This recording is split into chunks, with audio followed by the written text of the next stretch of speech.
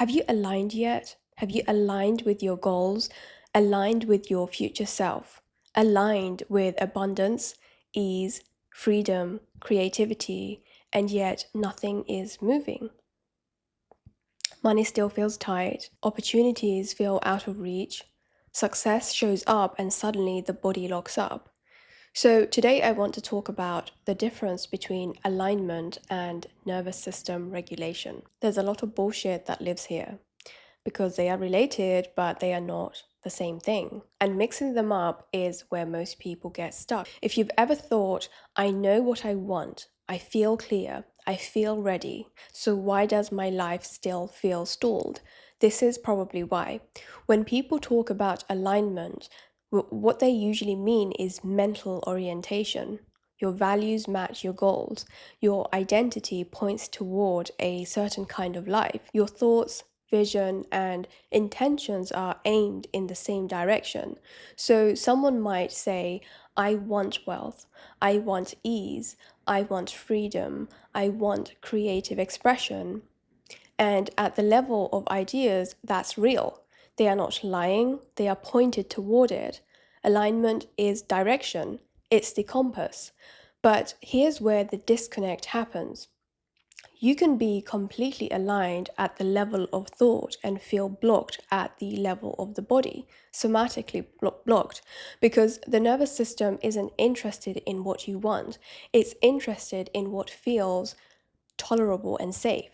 And your nervous system has veto power. It has the ultimate say. So you get all these situations that confuse people. Someone wants success, but when it arrives, their chest tightens and they can't sleep. Someone wants more money, but when they have it, they feel guilt, urgency, or a constant need to control it. Someone wants ease, but rest makes them restless or anxious.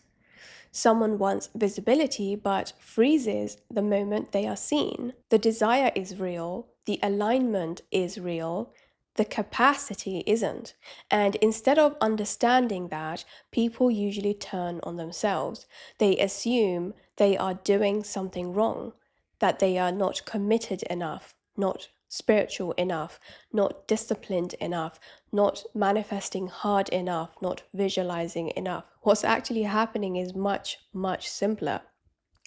The nervous system is scanning the situation and deciding whether it's safe to stay present.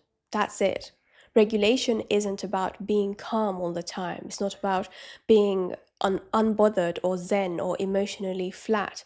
It's about whether your body can stay with intensity without tipping into panic, collapse, freeze, or compulsive behavior, and whether it can come back to baseline afterward.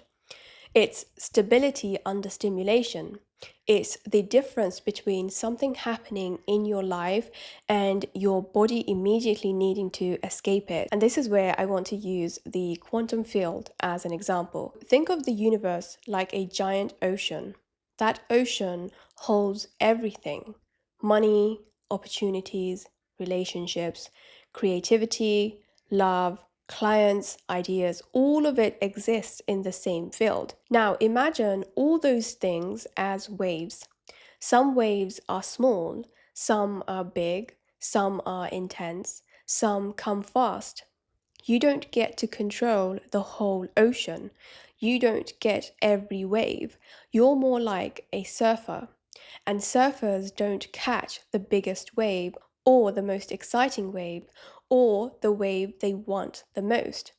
They catch the wave they can stay balanced on.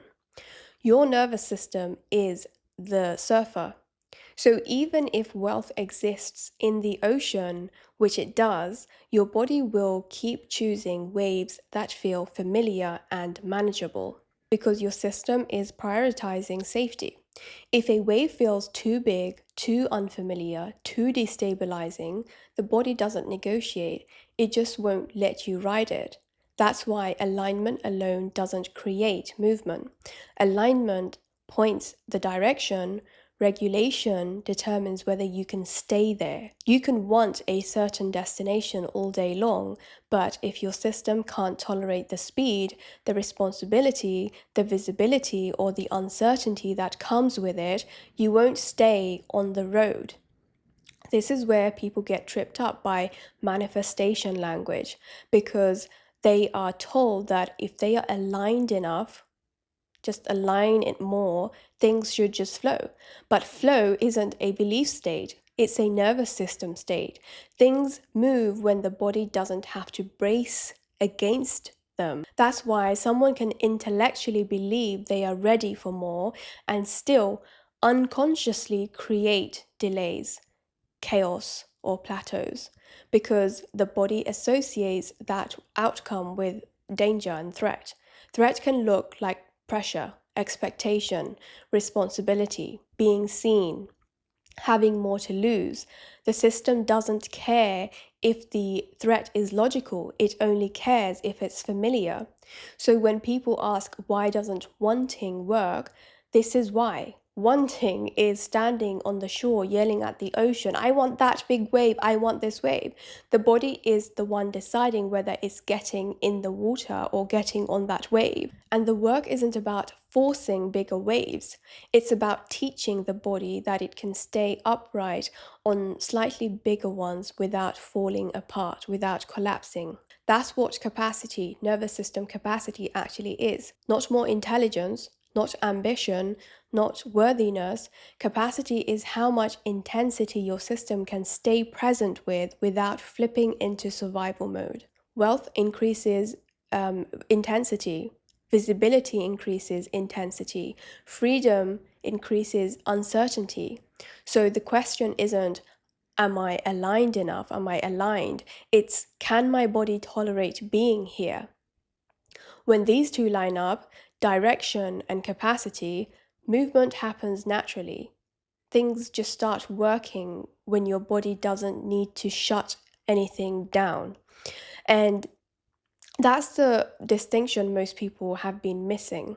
Alignment sets the direction, regulation opens the door.